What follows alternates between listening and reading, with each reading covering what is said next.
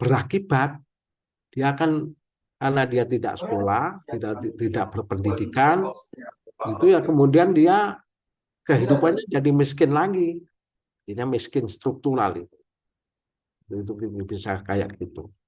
Ada juga karena faktor budaya ya, ada tradisi. Jadi tradisi membantu orang tua tadi. Kalau tidak membantu itu dianggap apa anak tidak berbakti. Nah, kayak kayak gitu.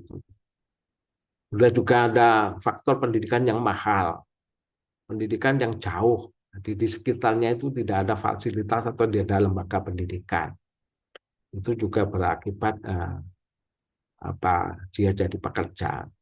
Mau sekolah jauh, tidak punya biaya, ya akhirnya dia bekerja saja. Atau kualitas pendidikannya. Jadi pendidikan itu tidak menarik. Kemudian ya mereka malas. Walaupun dia kaya, Ekspansi yang orang dilakukan oleh IMM ini orang tuanya punya bertujuan untuk sapi, ya itu menghindari tetap saja dia adanya tidak sekolah dan kemudian bekerja. Adanya pekerjaan, di sekelilingnya itu banyak tempat kerja, lapangan kerja, sehingga ya daripada sekolah kerja oleh duit, dapat uang. Ada juga yang seperti itu. Walaupun sekarang kita juga nggak ada lapangan kerja itu, ada lapangan kerja aja juga banyak yang antri, ada persoalan itu. Terus sistem pembayaran tadi ada borongan, itu kan, oh saya kerja langsung bisa beli pulsa, bisa jajan, bisa apa, itu juga bisa mendorong. Ada pekerjaan yang kalau tidak segera diselesaikan itu nanti barang panenannya itu akan tidak terjual. Karena ketika panen dia memerlukan banyak tenaga. Akhirnya anak-anak juga dilibatkan. Bisa juga itu di dalam fasilitas penitipan anak. Orang tuanya bekerja, anaknya di rumah nggak ada yang nunggu, diajak ke tempat kerja itu, akhirnya membantu orang tuanya. Membantu orang tuanya akhirnya kelamaan harus jadi pekerja sendiri. Sampai itu juga lemahnya perlindungan sosial, di penegakan hukum yang juga nggak ada. Itu faktor pendorongnya. Penariknya itu ya gitu, pekerja anak itu murah, tenaga murah akhirnya ya dikerjakan. Para pengusaha lebih suka memilih anak itu karena murah. Kedua juga tanpa masalah, anak nggak mungkin nuntut gitu. Ya sudah, kerja saja dikerjakan oleh para majikan, para orang yang butuh pekerjaan dan tidak ada tuntutan apapun ketika dia diupah rendah, ketika kerjanya lama, ketika eksploitatif, ya, kayak gitu itu juga menjadi faktor penarik nah, pekerjaan. Nah, yang terakhir sebenarnya ada pekerjaan-pekerjaan yang hanya cocok dilakukan oleh anak. Orang dewasa itu malas atau nggak telaten. Nah, ada pekerjaan-pekerjaan yang tapi itu juga menjadi faktor penarik pekerjaan. Nah, bicara dampak itu ya kita akan lihat jenis pekerjaannya apa. Kalau jenis pekerjaannya katakan itu dia dilacurkan, maka kegiatan alatnya apa, dampaknya apa. Kalau itu ya lebih kepada dampak psikologis. Kalau tadi bekerja di perkebunan tembakau, cara kerjanya gimana. Kalau kemudian dia menggelandang, menggeleng tembakau, membuat itu sampai memanjat-manjat yang seperti di gambar itu ya bisa jatuh. Kalau tembakau itu juga bisa mengandung zat-zat yang membahayakan, ya bisa sesak dan seterusnya. Itu alat yang digunakan apa? Kalau itu menggunakan cangkul ya bisa kepacul. Kalau menggunakan arit ya karet. Kalau itu dia mikul, ngusungi barang itu ya membawa alatnya itu dampaknya apa ya? Dia dampaknya itu bungkuk atau dampaknya pendek secara fisik ya. Dampaknya bisa begitu karena dia melakukan nunggi, cari rumput nunggi berat beberapa puluh kilo, ya, lainnya jadi pendek dia karena setiap hari sudah melakukan pekerjaan itu. Itu bisa dilihat. Jadi untuk melihat dampak pekerjaan itu jenis apa, alat yang digunakan atau kegiatan yang dilakukan apa, baru nanti kita kira-kira akan berdampak apa. Dan dampaknya bisa fisik, bisa psikis, bisa intelektual juga. Jadi kalau dia kerja terus begitu ya dia akhirnya tidak digunakan otaknya kecuali melakukan kerjaan rutinitas itu ya kemudian secara intelektual juga akan terganggu, emosional dan moral. Moral tadi termasuk terkait dengan pekerja seks dan sebagainya. Itu saya pikir seperti itu. Ini saya tidak bicara tentang bagaimana penyelesaiannya secara keseluruhan, hanya poin-poin saja. Jadi pertama ya harus kita upayakan eh, memberikan pemahaman kepada berbagai pihak, orang tua atau masyarakat, agar mereka tahu dampak-dampak yang ditimbulkan akibat anaknya bekerja. Pada tokoh masyarakat juga gitu, ketika anak-anak bekerja kira-kira berdampak seperti apa, akibatnya seperti apa, kemudian intervensinya apa, penyadaran, penyadaran melalui apa, ya bisa saja sosialisasi, penyuluhan, terus kemudian memasang banner penghimbauan, itu saya pikir bisa dilakukan. Bisa juga kemudian menguatkan kelompok sebaya. Di desa-desa itu kan ada anak-anak, bisa berorganisasi melalui forum anak, bisa juga kemudian ada kelompok-kelompok jamaah kelompok remaja masjid, kelompok apa itu juga bisa saja itu kemudian dibangun kesadaran melalui organisasi anak agar mereka juga bisa saling membantu, karena melalui anak dan oleh anak itu juga biasanya juga punya pengaruh yang cukup besar, apalagi forum anaknya itu punya mimpi ke depan, punya pandangan ke depan yang berkaitan dengan pentingnya belajar dan selanjutnya, itu juga akan bisa mempengaruhi. Ya. Advokasi juga penting, jadi bagaimana di desa ada perwakilan desa, agar semua anak desa harus sekolah, atau kemudian ada peraturan desa tentang perlindungan anak, ada peraturan daerah, di tingkat nasional itu juga ada berbagai kebijakan, menurut saya penting. Itu berkaitan dengan pencegahan. Kalau penanganan itu sudah terjadi. Ketika sudah anak-anak berada di tempat kerja, ada anak-anak yang berada di tempat kerja itu susah untuk kemudian ditangani. Pekerjaan-pekerjaan tertentu itu juga susah ditangani. Ada yang kemudian masih bisa dirujukkan, bisa ditarik dari tempat kerja, kemudian didorong untuk ke pusat kegiatan belajar, pusat kegiatan masyarakat, bisa saja dilibatkan di kegiatan-kegiatan forum anak. Untuk pekerjaan-pekerjaan berbahaya itu seharusnya ditarik. Kalau kita tahu ada anak-anak yang bekerja pada sektor berbahaya, itu kebijakannya adalah ditarik, dikembalikan ke dunia pendidikan, atau kemudian difasilitasi untuk ikut kegiatan belajar. Teman-teman mahasiswa UB pernah itu praktikum di LPKP itu kita ajak ke sana, ke daerah pembuangan sampah selatannya Gadang itu kita juga tangani anak-anak yang bekerja di sektor sampah, kemudian kita kembalikan ke kegiatan paket A, paket B, paket C, sehingga dia bisa sekolah yang juga waktunya bisa agak bebas. Itu juga kita pernah lakukan. Dan dirujuk tadi ke lembaga-lembaga pendidikan. Tadi yang kedua ini adalah karena sudah bekerja, kemudian bagaimana dia ditarik, dan kemudian bisa juga dikurangi jam belajarnya. Oke, jam kerjanya. Oke, biasanya kerja seharian. Karena kemudian kita beri kegiatan paket B, paket C, atau kegiatan kreativitas lainnya, itu berkurang jam kerjanya. Lama-lama kalau dia tertarik betul dengan kegiatan, bisa saja kemudian tidak lagi bekerja. Kalau penghapusan ya itu tentu itu harus ada kebijakan di tingkat nasional, ada undang-undangnya, ada terus kemudian yang mempekerjakan anak itu ditindak gitu, diproses secara hukum. Saya pikir itu bisa dilakukan. Saya pikir gitu, Mbak, yang bisa kami sampaikan. Ini pemicu saja, nanti bisa didiskusikan, bisa ditanyakan hal-hal lain terkait dengan ini. Itu terima kasih. Terima kasih banyak Pak Anwar untuk pemaparannya. Sangat menarik ya teman-teman dan banyak banget tadi saya sendiri juga mencatat poin-poin yang menarik gitu ya. Mungkin bisa jadi bahan diskusi nanti.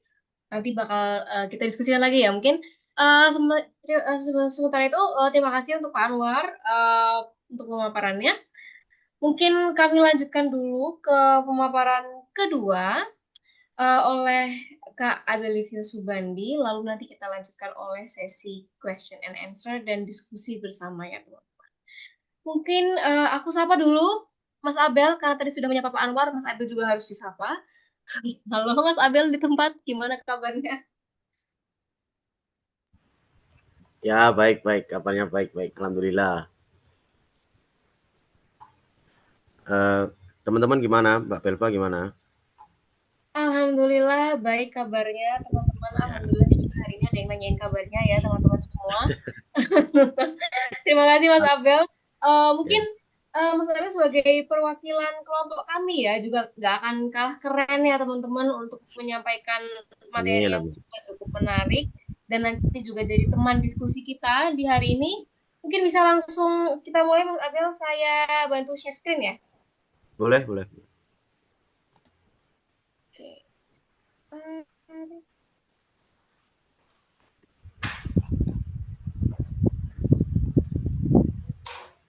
Oke.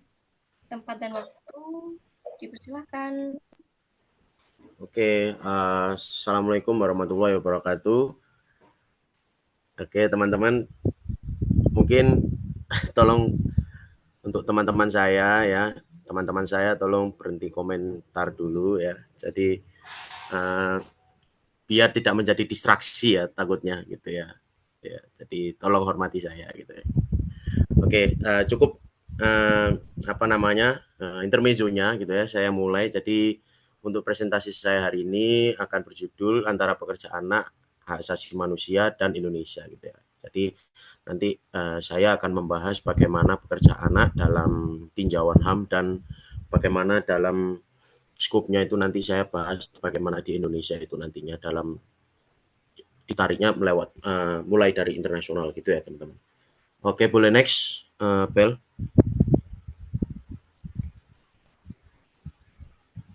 Oke, ini untuk data isinya ya. Jadi nanti untuk di slide untuk yang pertama saya akan membahas konteks global dan peran OIS ya, OIS atau organisasi internasional gitu ya. Terus yang kedua saya akan membahas apa-apa saja instrumen HAM internasional yang ada dan mengatur terkait hak-hak anak gitu ya. Sebenarnya tadi beberapa sudah dijelaskan oleh Bapak Anwar ya. Cuman mungkin sebagai penekanan dan refreshing aja nanti buat teman-teman gitu ya. Terus untuk yang ketiga saya akan membahas tentang komitmen Indonesia. Yang keempat saya akan membahas tentang praktik dan tantangan nasionalnya gitu ya teman-teman. Nanti saya kemudian membahas bagaimana tantangannya di Indonesia gitu ya. Setelah mungkin meratifikasi atau mereka menjalin komitmen gitu ya dengan konvenan-konvenan atau hukum-hukum hak asasi manusia yang ada di tingkat internasional gitu ya teman-teman. Terus nanti ada beberapa support data lah untuk membantu penjelasan saya gitu ya teman-teman. Oke, boleh lanjut Mbak Belva. Oke, jadi yang pertama, jadi sebenarnya untuk hak anak itu menjadi bagian atau target spesifik ya dari SDG ke-8 kalau teman-teman tahu SDG Sustainable Development Goals gitu ya. Jadi SDG ini kan tingkat tingkat global ya gitu ya. SDG itu kan ada banyak SDG 1 sampai berapa banyak banget lah. Sehingga saya ada sampai 30-an gitu ya SDG ya. Correct me if I'm wrong ya. Jadi SDG itu ada banyak gitu ya. Ada SDG tentang apa ketahanan pangan, ketahanan air segala macam gitu ya. SDG ke-8 ini kebetulan tentang mempromosikan pekerjaan layak dan pertumbuhan ekonomi gitu ya. Dan ternyata untuk hak anak ini tadi itu menjadi bagi atau subcabang gitu ya, subcabang dari SDG ke-8 yaitu SDG 8.7 gitu ya. SDG 8.7 ini kebetulan yang nantinya akan membahas tentang hak anak itu tadi gitu teman-teman. Nah, ada kemudian yang menaunginya gitu teman-teman SDG 8.7 ini ya 8.7 ini ya gitu ya namanya Alliance 8.7 gitu ya. sebuah organisasi internasional yang menangani serta mengupayakan persoalan child labor gitu teman-teman. Nah, biasanya kalau memang sudah ada dinaungi oleh sebuah organisasi internasional atau perserikatan internasional, berarti itu memang sudah menjadi masalah global teman-teman. Ini contohnya saya beri datanya ya, 122 juta pekerja anak dalam usia rentang 5 sampai 14 tahun di kawasan Asia Pasifik gitu ya. Itu menjadi pekerja anak mereka teman-teman. Berarti ini memang sudah menjadi masalah tingkat global gitu ya. Terus UNICEF, UNHCR dan banyak sekali hubungan-hubungan multilateral antar negara gitu ya teman-teman membuat sebuah pertemuan-pertemuan gitu ya untuk kemudian membahas terkait pekerja anak ini tadi gitu teman-teman. Boleh next?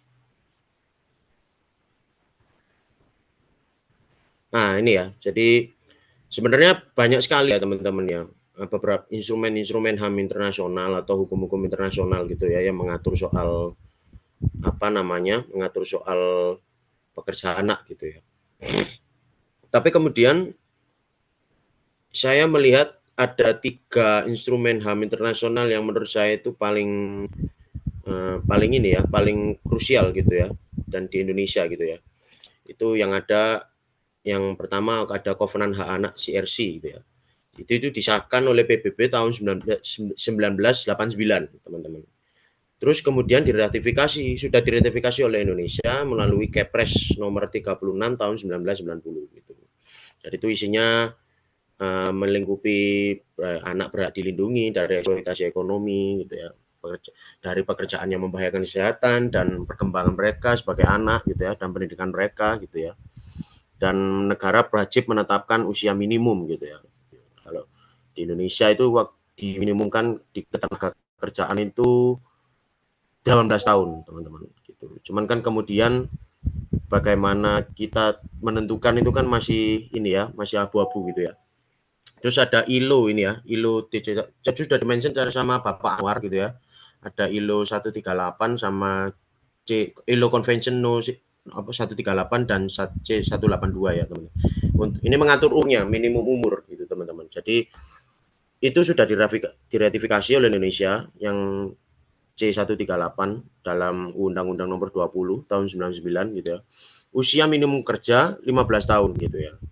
Tapi di UU Ketenagakerjaan itu 18 tahun. Nah, jadi lihat ya ada gap gitu ya atau missing link gitu ya. Jadi kok berbeda gitu ya terkait dengan aturannya gitu ya.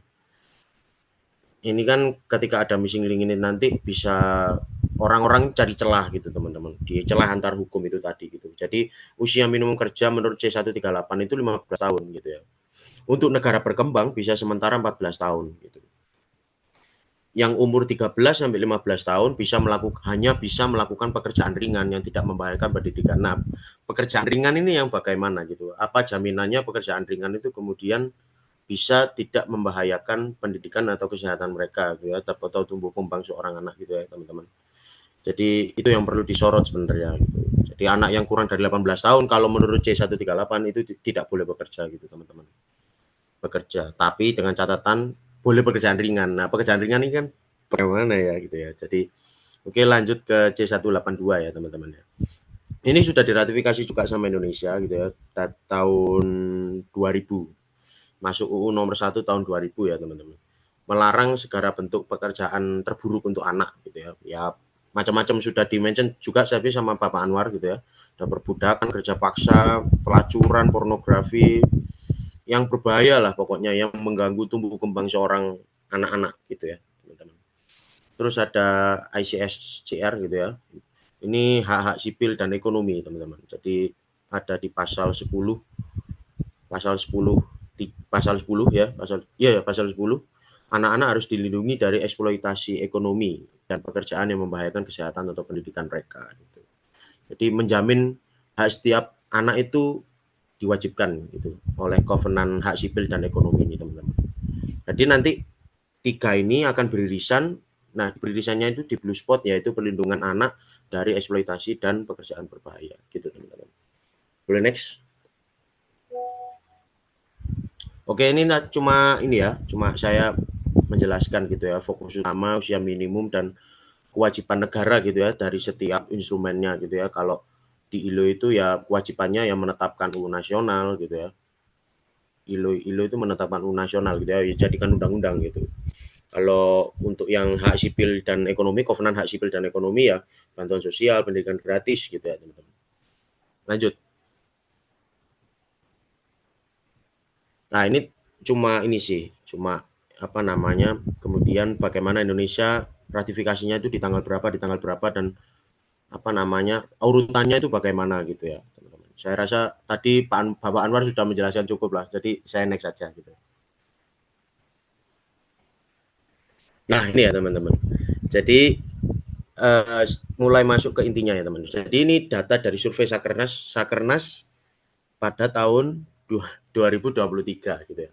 Jadi ini data anak-anak yang berumur kurang dari 15 tahun itu masih bekerja di perkotaan, pedesaan, dan total perkotaan dan pedesaan ya teman-teman. Ini satuannya persen ya gitu ya. Jadi di Indonesia itu di pedesaan itu banyak ya teman-teman. Laki-laki itu 14% ya, 14%, cewek wanita perempuan itu 9% gitu ya. Laki-laki perempuan 11% gitu ya. Sama-sama tinggi, nggak bisa kita remehkan ya, terus lebih rendah mana atau lebih tinggi mana gitu ya.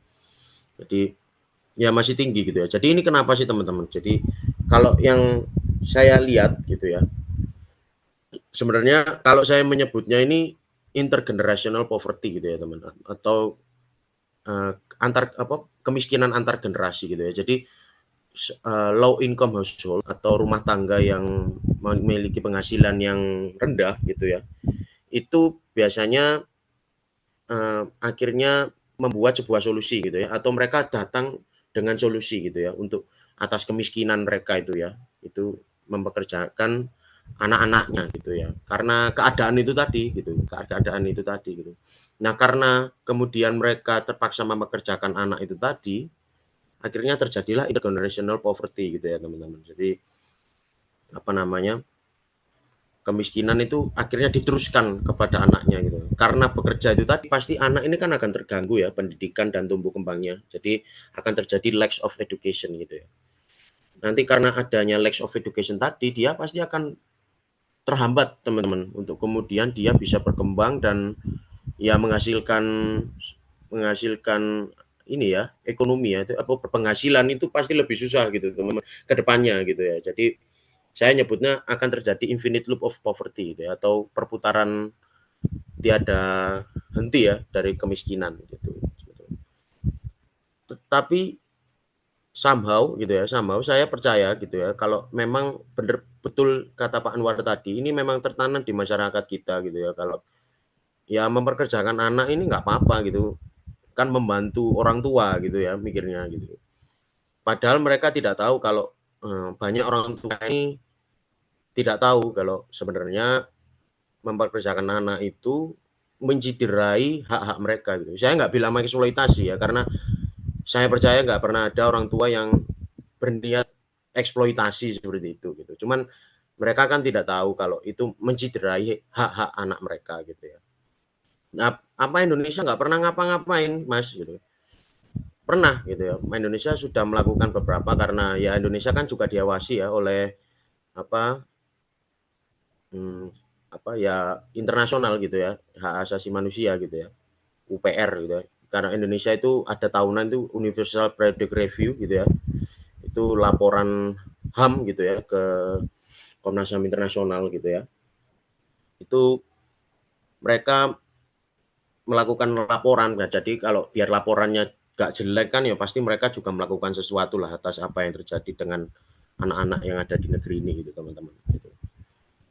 Jadi memang sudah tertanam gitu. Next Mbak Bella.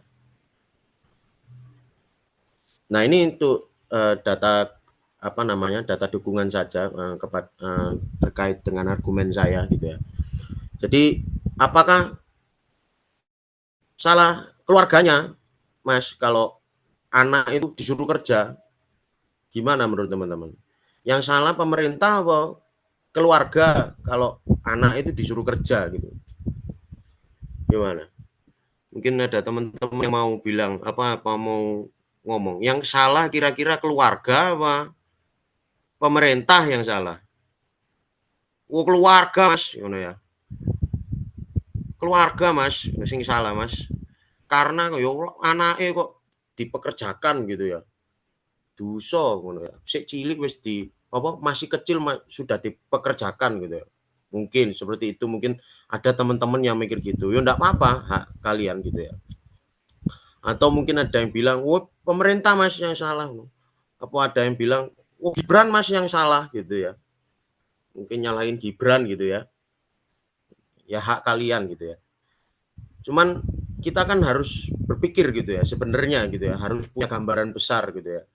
Apakah anak-anak itu benar-benar ingin untuk bekerja gitu ya? Itu kan harusnya pertanyaan yang kita ajukan gitu ya. Di pikiran kita sebagai gambaran besar. Apakah anak-anak itu memang benar-benar ingin untuk bekerja gitu ya? Itu kan kita harus tanya gitu pada diri kita sendiri gitu. Kalau melihat apa yang terjadi loh ya gitu ya. Sebelum menentukan ini salahnya pemerintah apa keluarga gitu ya. Nah, jadi saya yang nyambung ke yang di atas tadi ya, di slide sebelumnya gitu ya. Keluarga yang menyuruh anaknya untuk bekerja itu tadi gitu ya. Itu solusi instan memang gitu ya. Karena tidak mampu membuat dapur mengepul gitu ya. Solusi instan gitu ya. Bantu mama gitu ya. Bantu mama jualan di depan pasar gitu ya. Solusi instan gitu ya. Dapat pendapatan, langsung dapat pendapatan. Tapi kemudian itu bukan menjadi outcome jangka panjang yang konkret gitu teman-teman.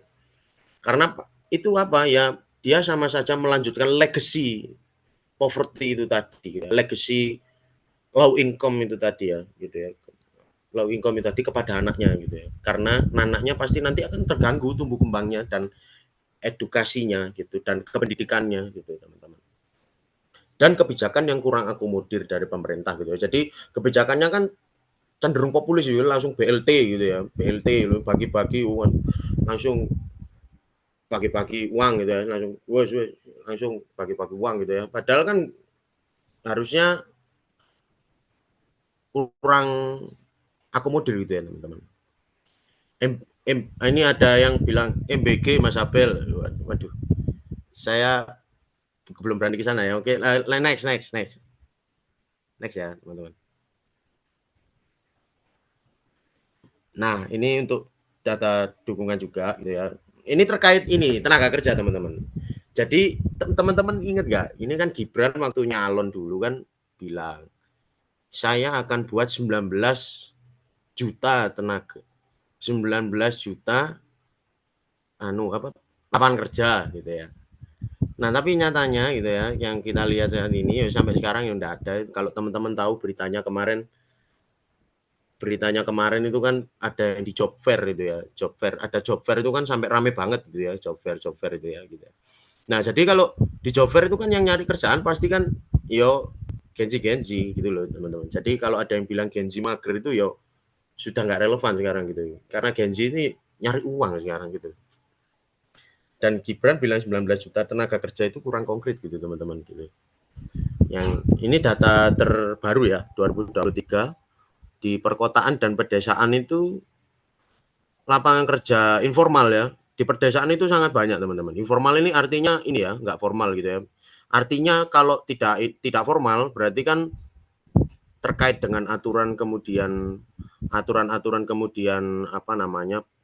upahnya harus akomodir, upahnya harus UMR atau segala macam atau fasilitasnya segala macam itu kan tidak dilindungi oleh hukum gitu ya kalau informal itu ya. Jadi sangat rawan gitu ya, upahnya itu tidak sesuai semestinya gitu teman-teman di pedesaan. Informal itu contohnya kayak parkir cepek gitu ya. Nah, itu tidak formal gitu teman-teman. Contoh sederhana ini, contoh sederhana. Parkir cepek gitu ya, parkir 2000 gitu ya. Itu informal ya. Bayar apa ini ya, contoh mudah gitu. Mudah. Terus ada di bawahnya ini persentase tenaga kerja formal gitu ya menurut provinsi gitu ya. Ya bahkan ini di Jawa pun itu tenaga kerja formal itu masih di bawah 50% teman-teman gitu. Jadi bayangkan gitu ya, masih banyak orang yang bekerja itu di sektor informal gitu ya. Jadi gimana gitu maksudnya? Jadi kita pikir aja gitu. Kata Bahlil nanti saya react ya satu-satu gitu ya. Bentar-bentar nanti ya. Saya selesaikan dulu ini. Jadi di Jawa saja gitu ya, Jawa Barat, Jawa Tengah, Jawa Timur sebenarnya tadi saya ini di atasnya ini ada Jakarta gitu ya. Cuman di Jakarta kan ya common sense gitu, nggak mungkin dong sektor formal kurang dari informal gitu ya, karena ya Jakarta ibu kota gitu kan. Cuman yang menurut saya agak surprise, sebenarnya saya pribadi ya sebagai pemateri yang nyari data kemarin, saya itu kaget nyata kalau di Jawa Timur sama di Jawa Barat sama Jawa Tengah itu masih lebih banyak ini apa, masih lebih banyak kayak sektor informalnya gitu daripada sektor formalnya gitu teman-teman. Jadi oh gitu ya gitu. Saya kemarin sih saya kira itu Jawa Timur itu udah kayak maju karena kan ya ada Surabaya, ada Malang gitu ya teman-teman. Jadi oh ternyata masih lebih banyak sektor informalnya gitu. Setelah saya pikir iya sih masuk akal juga, di sekitar saya juga masih banyak yang sektor informal gitu. Artinya kalau sektor informal kan ya itu ya enggak dibayar semestinya gitu ya, enggak dibayar semestinya gitu ya. Nah itu tadi kan rawan, maksud saya itu poin saya akhirnya adalah ketika tidak dibayar dengan semestinya itu akan rawan gitu berpengaruh pada anaknya gitu, teman-teman. Ya teman-teman lihatlah di sekitar teman-teman, mungkin tetangga teman-teman gitu ya, apa namanya, melihat ini anak-anaknya mungkin bekerja gitu ya, nggak usah jauh-jauh. Dulu saya sekolah SMA juga di depan sekolah itu kan banyak anak-anak jualan ini. Di Ijen mungkin teman-teman ada yang tahu ya, yang orang Malang gitu ya, di Ijen sering ada anak-anak kecil yang berjualan kue gitu ya. Nah itu kan karena ya karena bapak ibunya mungkin kurang mampu ya, dalam konotasi kurang mampu gitu ya. Jadi anaknya terpaksa untuk membantu bapak ibunya gitu. Itu teman-teman. Next. Nah, kesimpulannya apa teman-teman? Jadi komitmen internasional gitu ya, dan ratifikasi kovenant dan apapun itu ya di Indonesia ini tidak akan bermakna gitu ya, tidak akan bermakna kuat gitu ya, dan tidak akan berdampak juga jika tidak dibarengi dengan penanggulangan kemiskinan secara menyeluruh gitu. Jadi ini adalah sebuah bukti nyata gitu ya, kalau pemerintah itu gagal gitu ya menuntaskan kemiskinan gitu ya. Pekerja anak ini menurut saya, karena pekerja anak ini kan nggak mungkin kerja gitu kalau ya mereka nggak butuh gitu, anak-anak loh guys gitu, maksudnya gimana ya, anak-anak ini kan nggak tahu apa-apa ya gitu ya, jadi disuruh kerja pasti ya nurut-nurut aja sama bapak ibunya gitu ya, nggak mungkin dong dia umur 10 tahun itu udah kayak bisa mikir karena saya ini punya hak, ya nggak mungkin gitu, pasti ya nurut gitu, mikir itu hal-hal yang biasa gitu. Jadi akhirnya stigma sosial yang membenarkan anak bekerja itu lahir dari kemiskinan yang sistemik gitu ya, dan minimnya perlindungan sosial dari pemerintah tentunya yang memadai gitu ya. Itu teman. Jadi kemudian bagaimana pekerja anak ini menjadi polemik gitu ya, karena kemiskinan itu harus dituntaskan terlebih dahulu gitu ya. Lapangan kerja itu harus kemudian diperluas dan dipersediakan oleh masyarakat seluas mungkin gitu ya, agar dan menghindari pemberian upah-upah yang tidak sesuai dengan semestinya gitu ya, dengan aturan gitu ya. Buruh-buruh harapnya dibayar dengan baik gitu ya, guru-guru juga harus dibayar dengan baik gitu ya. Jangan dikira nggak cuman ini loh, cuman apa yang bekerja di sektor informal pasti anaknya nanti akan bantuan. Kadang itu bapaknya guru, anaknya juga ikut jualan gitu, masih ikut kerja gitu anak-anaknya gitu ya. Kan itu makanya akhirnya kan itu kan sistemik gitu ya, menganggapnya itu ya udah membantu aja gitu, membantu, padahal mereka itu nggak tahu kalau itu ternyata menciderai hak-hak mereka, hak-hak anak mereka gitu. Saya bilangnya menciderai ya, bukan mengeksploitasi. Jadi ini salah satu quote dari saya ya. Without the state being there to guarantee a decent life, children will continue to work not by choice but because they have no choice gitu ya. Tanpa negara kemudian ada di sana untuk memberikan jaminan kehidupan yang layak, anak-anak akan tetap bekerja bukan dengan pilihan mereka, tapi karena mereka tidak punya pilihan. Gitu teman-teman. Ya, begitu sih teman-teman. Jadi ya terima kasih buat sudah mendengarkan presentasi saya gitu ya. Mungkin saya kembalikan dulu ke Mbak Belva, mungkin bagaimana baiknya. Gitu. Terima kasih.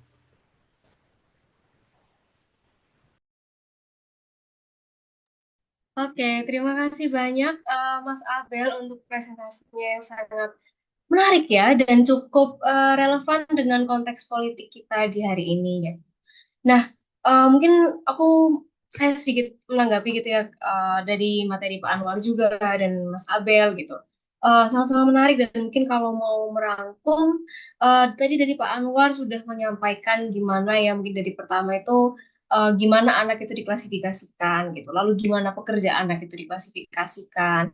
Tadi juga disinggung sama Mas Abel gitu dan eh, presentasi dari dua pemateri ini menunjukkan kalau emang ada celah gitu ya, ada celah atau ada gap atau ketidaksesuaian antara peraturan yang menunjukkan oh harusnya minimal batas usia kerja itu segini, tapi nggak apa-apa deh di tengah-tengah boleh kerja tapi kerjanya kerja ringan. Gitu. Nah, salah-salah seperti ini tuh yang lalu dimanfaatkan ya oleh korporat atau mungkin pekerja-pekerja gitu, orang yang butuh kerja, itu dimanfaatkan, itu anak dimanfaatkan. Tadi juga Pak Anwar sempat bilang gitu ya, apa namanya, anak-anak itu, pekerja anak itu ada yang kelihatan, ada yang nggak kelihatan gitu ya. Ada yang informal dan ada yang formal juga. Dan tadi juga menariknya Mas Abel mention kalau iya patternnya kalau di Jawa Timur juga itu timpang ke sektor informal ya untuk pekerja anak itu dibandingkan yang formal. Em, Tadi juga menarik, saya juga bisa relate gitu ya. Saya sendiri juga dulu waktu kecil mungkin usia 5 atau 6 tahun itu sudah karena yang disebutkan Pak Anwar tadi ya, tidak adanya fasilitas untuk